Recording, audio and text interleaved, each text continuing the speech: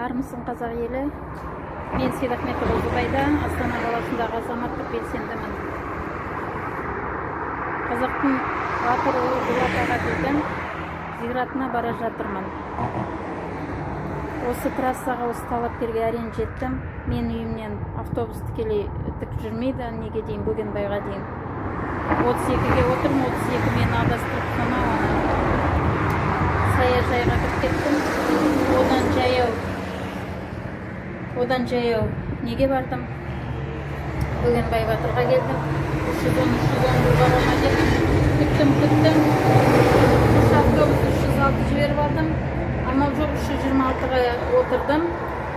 326 автобус мен осы талапкерге дейін әкеліп тастады.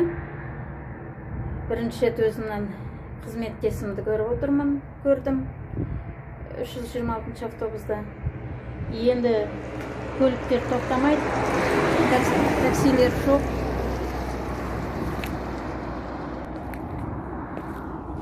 Мәшіне тоқтамай жатыр.